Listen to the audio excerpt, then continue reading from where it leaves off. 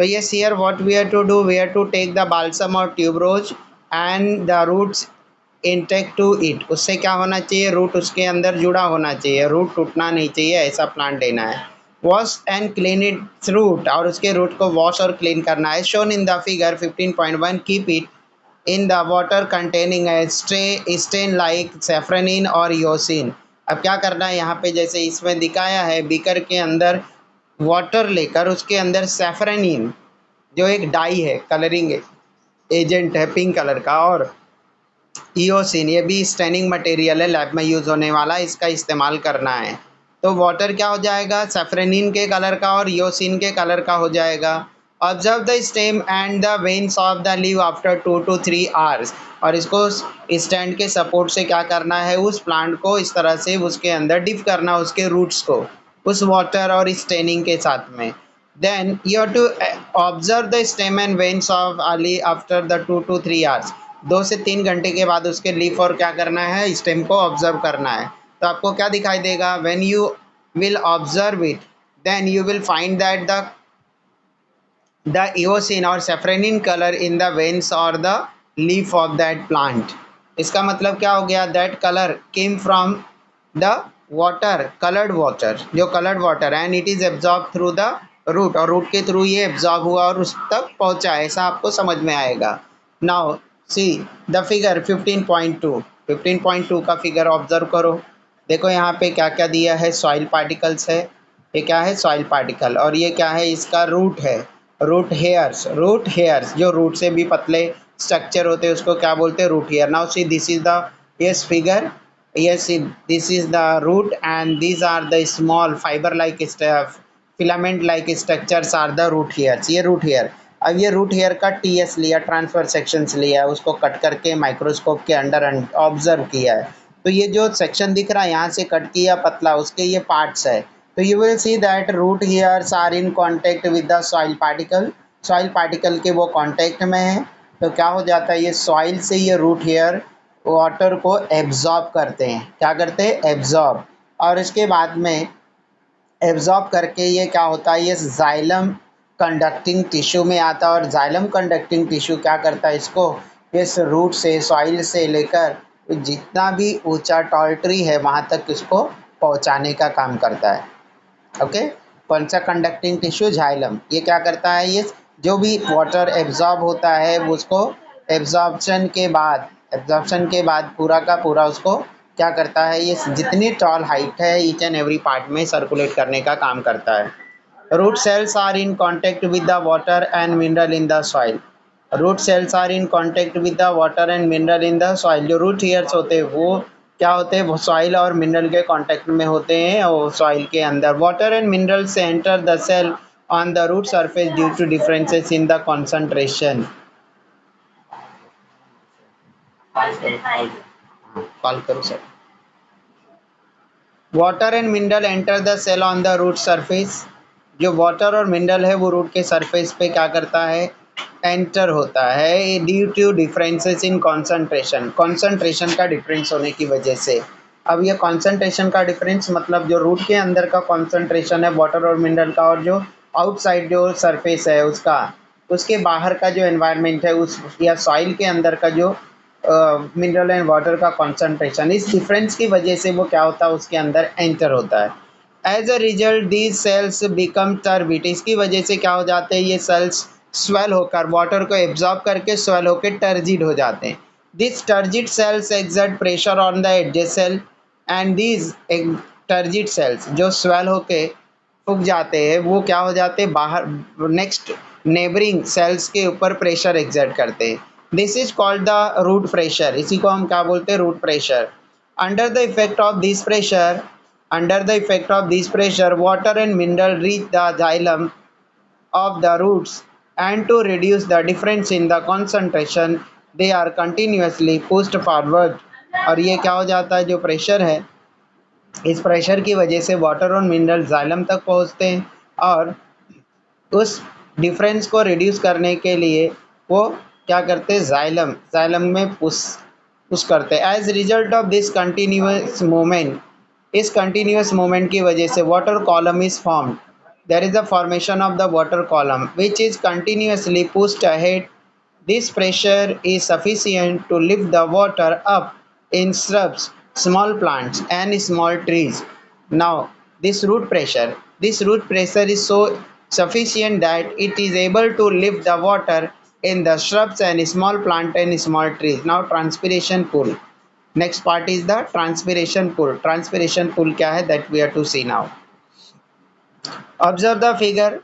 Yes, here mineral and water. These are absorbed through the root from the soil and from the leaves, from the stem. The water is lost due to evaporations. Evaporation process से क्या होता है वो loss होता है. And there is a formation of the sugar molecule. While formation of the glucose sugar molecule, the water is utilized by the green plant. कौन इसको utilise करता है? Green plant. Now see, yes, thin layer tissues, guard cells and stomatal opening. So this, through the stomatal opening, the CO2 enters into the leaf cells and water absorbed through the roots reaches to that side of the photosynthesis, that is leaf, and there is a conversion of carbon dioxide into the glucose and the oxygen molecule. A plant gives out water in the form of the vapor through the stomata on their leaves. The two cells called guard cells are present around the stomata. Stomata जो है उसके around दो sales होते हैं जिसको हम क्या बोलते हैं? Guard cells. These cells control the opening and closing of stomata. ये जो cells है वो closing और opening of stomata को control करते हैं. Transpirations occur through these stomata. और जो transpirations है, that transpiration occurs through these stomata. Water is released into the atmosphere by leaves through the process of evaporation, and जो water molecules है that reaches to leaf are, yes, evaporate from the leaf. As a result, water level in the epidermal layer of the leaf decreases, and because of this evaporation process, the water quantity of water decreases. Water is brought up to the leaf through xylem so as to compensate for the lost water. And जो ये water lost हो जाता है evaporation की वजह से, उसको compensate करने के लिए, उसको पूरा करने के लिए जाइलम जो है उस वाटर को जाइलम जो है उस प्लेस तक वाटर को क्या करता है? कैरी करता है. Transpiration help in the absorption of water and mineral and distribution of to all parts of the plant, whereas root pressure perform the important role of pushing the water up during the night time. तो जो transpiration है, loss of the water due to evaporation, this help in absorption of the water and mineral and in circulation of the all parts of the plant, whereas root pressure pushes the water and mineral, okay, during the night time. तो ये दोनों मिलकर क्या करते हैं? Water और mineral को absorb करने में हेल्प करते हैं. Transportation of the food and other substance in the plant. The food produce in the leaves is transported to each cells in the plant body. Excess food except amino acid is stored in the root, fruit and seeds. जो food synthesise करता leaf, वो पहले तो क्या करता है? खुद के डेवलपमेंट के लिए, ग्रोथ के लिए यूटिलाइज करता है. एंड एक्सेस फूड जो एक्सेस अमाउंट में फूड है except amino acid, it is stored in the root, stem and leaf. This process is called as the translocation of the material. So what is the translocation of the material? Now you know that the food is synthesized in the leaf and that circulated throughout the body of that plant through the phloem tissues. So this process is called as the translocation. It is carried out in both the upward and downward direction by the phloem. It is carried out in the both upward and downward direction by the phloem. Translocation of material is not simple physical process. It requires energy. This energy is obtained from the ATP. जो translocation है material का, ये एक simple physical process नहीं है. This requires energy, and energy obtained from the ATP, and the full form of ATP is adenosine triphosphate. Whenever food material like sucrose is transported towards a parts of the plant via the phloem with the help of ATP, water concentration decreases in that path. So what happens when the sucrose is transported? Okay, when the sucrose is transported in that area, the water's concentration decreases. As a result, water enters the cell by the process of diffusion. And because of that, when the concentration of the water decreases, the water enter in the cell by the diffusion process.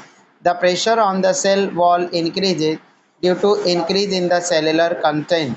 अब जो pressure है cell wall का वो increase हो जाता है because of the increase in the cellular content. Due to the increased pressure, food is pushed into the neighboring cells whereas pressure is low.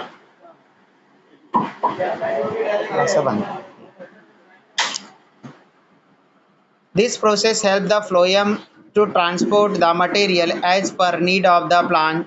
During flowering season, the sugar stored in the roots or stem is transported toward the floral buds to make them open and blossom. और जो flowering season होती है उस time जो stored रहते हैं sugar वो क्या होते हैं ये फ्लोरल बड की तरफ जो बड होती है कली उसकी तरफ ट्रांसपोर्ट होते हैं सो दैट उन वो क्या हो सके बड्स ओपन हो सके और उनमें ब्लॉसम हो सके. Excretion. Okay you know that yes we can not store the waste material in our body. क्या नहीं कर सकते हम लोग ज़्यादा दिन तक उसको स्टोर करके नहीं रह सकते. Many harmful and waste substances like uric acid, ammonia, etc. are produced in the living organism. If these substances accumulate in the body or are retained in the body for long, it can lead to the serious harm or even death.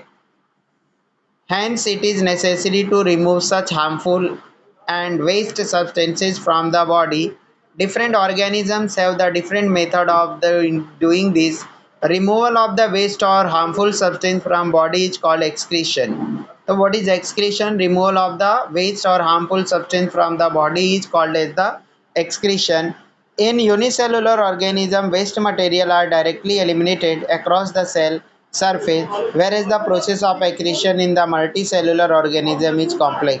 जो unicellular organism है जो unicellular organism है उनमें क्या है eliminate कर देते हैं वो उनकी बॉडी के सरफेस पे प्रेजेंट रहता है बट जो हायर और कॉम्प्लेक्स एनिमल्स हैं they have the different elimination system और excretion system. Excretion in the plants. अब प्लांट्स कैसे एक्सक्रीट करते हैं that we have to see now. Now see figure 15.4. Yes there is a leaf fall. क्या दिखाया है leaf fall. पूरे के पूरे जो पत्तियां हैं वो क्या हो गए हैं गिर चुके हैं. Excretion is a simple process in the plant then in animals. Plant में जो एक्सक्रीशन का प्रोसेस है that is simple then the animal के कंपेयर में. There is no special organ और system for excretion in the plant. That plant do not have a special system or organ to excrete the waste material. Gaseous substances are given out by diffusion. और जो gaseous substance है वो diffusion process से atmosphere में चले जाते हैं. Most of the waste substance of the plant are stored in vacuoles of the leaf cell and floral fruits and bark of the stem. और जो कुछ वेस्ट ज़्यादा से ज़्यादा जो वेस्ट होते हैं प्लांट में वो ये प्लांट के लीव्स के सेल्स में स्टोर्ड रहते, उसके फ्लावर्स में स्टोर्ड रहते, फ्रूट एंड बार्क में. After some time this part fall off. और कुछ टाइम के बाद क्या होते हैं उसके लीफ या तो फॉल ऑफ हो जाते, फ्लावर फॉल ऑफ हो जाते, फ्रूट वो प्लांट से सेपरेट हो जाते. After some time this parts fall off. Some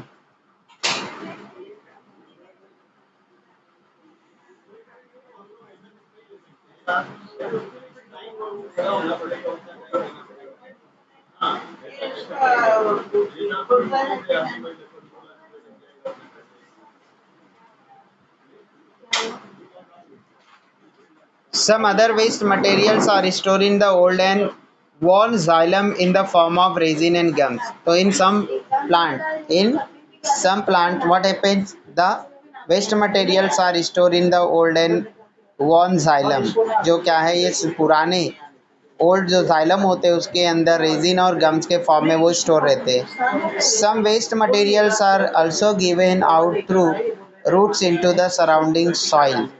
some water waste materials are also given out through roots into the surrounding soil. Observe your mother while she cut the elephant's foot or arum leaves. Your hands may also begin to itch if you try to cut those leaves.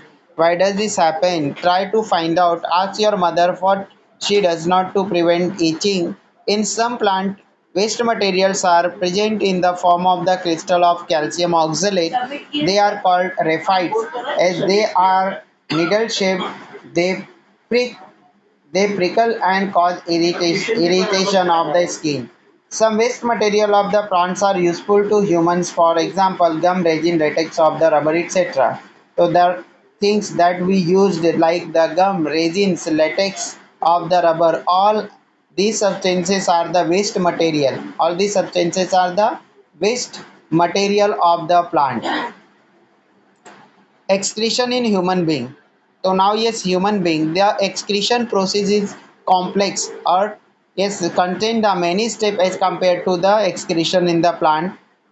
There are the different organ system in the human body to brings about the different life process, such as digestive system for digestion of the food, respiratory system for the respiration, and the process of digestion leading to energy production is an important process of the body.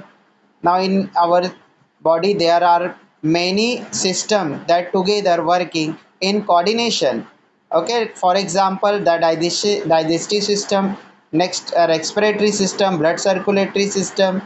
The process of digestion leading to energy production is important process of our body.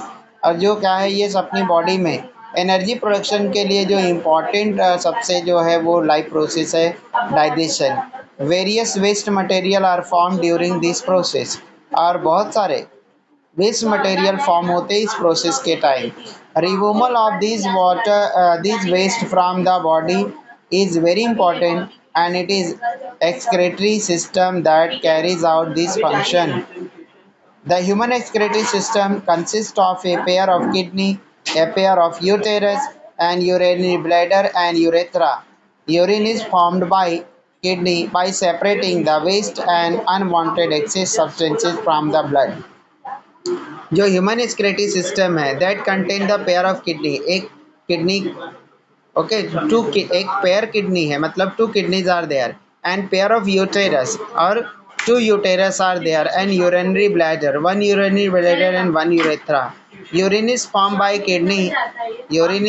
kidney by separating the waste and unwanted excess substance from the blood. तो जो kidney है उसका function क्या है, जो waste material होते हैं उस वेस्ट मटेरियल को और अनवांटेड मटेरियल को क्या करना, यूजफुल मटेरियल से सेपरेट करना, अलग करना। ये किसका फंक्शन है, किडनी का। Now see the figure 15.c, 15.6 excretory system of kidney. Now see, okay, yes, there are the two kidney, this is the left kidney and this is the right kidney. ये क्या है, left kidney है और ये क्या है, right kidney है। Okay, now see the structure of the kidney, this is the this tube like structure, this tube like structure is called as the uterus. Now ureter are two, okay, they are in pair, pair में है ये। Now this to, और ये क्या है, ये दो kidneys है। Now see right kidney is slightly lower than the left kidney in the position, जो पोजीशन में है ये थोड़ा सा क्या है, राइट किडनी थोड़ा सा नीचे है लेफ्ट किडनी के कंपेयर में।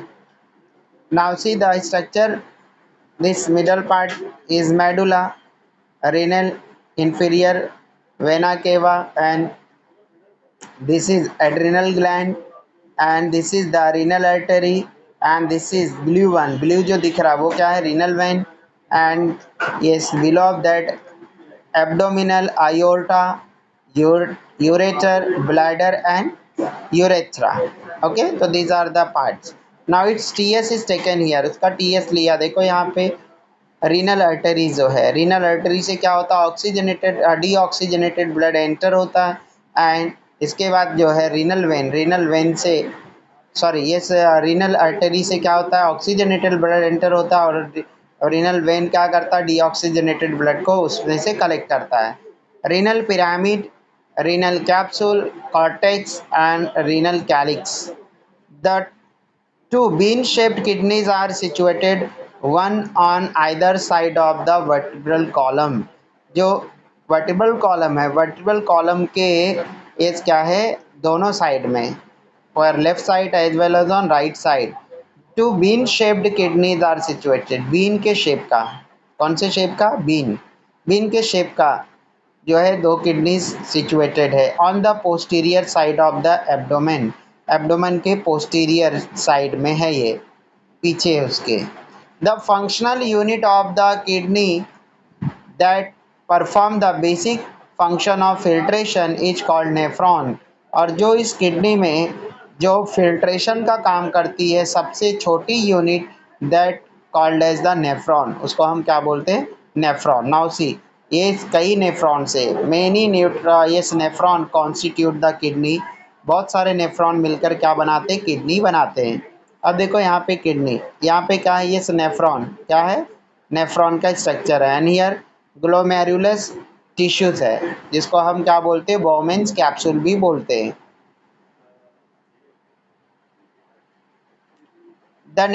The functional unit of kidney is what, nephron. Each nephron has the cup-like thin-walled upper part called the Bowman's capsule। और हर एक नेफ्रॉन में कप के शेप का थिन वॉल्ड और क्या है, थिन वॉल्ड का पार्ट्स है, जिसको हम बाउमेन्स कैप्सूल बोलते हैं। The network of capillary in it is called the glomerulus. और जो उसके बाद में जो नेटवर्क है कैपिलरीज का, उसको हम ग्लोमेरुलस बोलते हैं। The urea produce in the liver come into the blood. और जो यूरिया प्रोड्यूस होती लीवर में, वो कहाँ पे आती, ब्लड में। When the urea containing blood come into the glomerulus, अब जब यूरिया से ये कंटेंट जो ब्लड है वो ग्लोमेरुलस में आता है, it is filtered through it's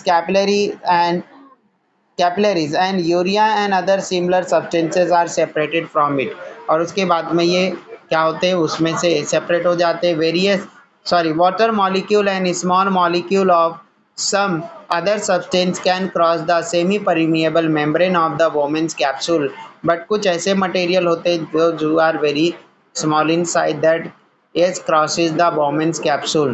The solution accumulated in the cavity of the Bowman's capsule passes into the tubular part of the nephron। Here molecule of the water and some other useful substances are reabsorbed into the blood। और इसके बाद में जो वॉमिन्स capsule के आगे जब वो पास होता है तो क्या करता है, वो नेफ्रॉन का वो हिस्सा, वो पार्ट वाटर और अदर यूजफुल सब्सटेंस को वापस से रीएब्जॉर्ब करता है और उसको ब्लड में रिलीज करता है। Urine is form from the remaining solution which is full of the waste material. और यूरिन जो है उससे जो वेस्ट मटेरियल है उससे फॉर्म होता है। The urine is carried by the ureters and stored in the urinary bladder. अब ये देखो, ये ट्यूब्स है, यूरेटर क्या है, ट्यूब्स है, एक दोनों किडनी से एक एक ट्यूब्स कनेक्टेड है। Okay, kidney to urinary bladder, and urinary bladder is the pouch like structure in which the urine is stored, इसी में स्टोर्ड होता है, कलेक्ट होता है। The urine is carried by the ureters and stored in the urinary bladder. Afterward urine is given out through the urethra। The urine bladder is muscular and it is under the control of the nerves। जो ये urinary bladder है, ये भी किसके control में है, nerves के। तो hence we are able to keep a control on urination, तो हम यूरिनेशन पे कंट्रोल रख सकते हैं थोड़े टाइम के लिए। Though the kidney are the main organ of excretion in the human being, the skin and lungs also help in the process of excretion.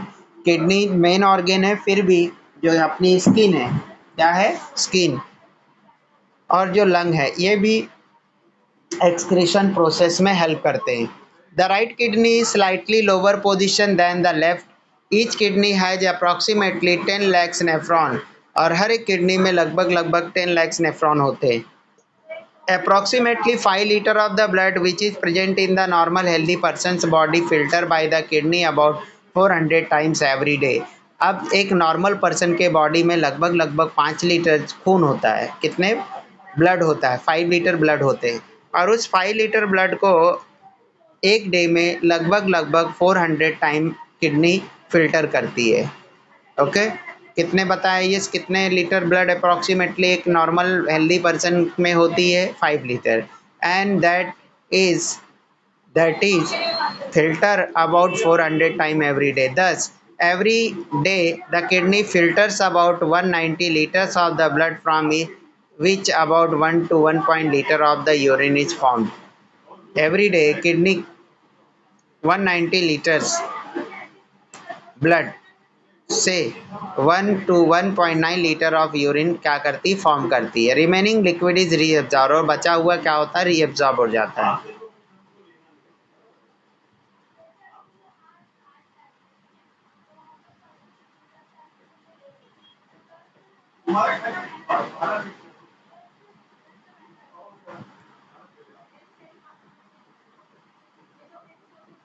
Now dialysis क्या है, नेक्स्ट पार्ट डायलिसिस। अब तुमने सुना होगा इस डायलिसिस के बारे में कि जिसकी किडनीज फेल हो जाती है, प्रॉपर फंक्शनिंग नहीं करती है, तो उनका क्या करना पड़ता है, डायलिसिस। तो जो डायलिसिस मशीन्स होती है, डायलिसिस मशीन के अंदर जो ब्लड होता है वो पास होता है, फिर जो डायलिसिस मशीन है उसको क्या करती है, किडनी का काम करती है, जैसे किडनी अपनी फ़िल्टर करती है वैसे फ़िल्टर करती है, और उसके बाद में फ़िल्टर करने के बाद उसको वापस से बॉडी में सेंड कर दिया जाता है। Okay student, now yes I am ending the meeting.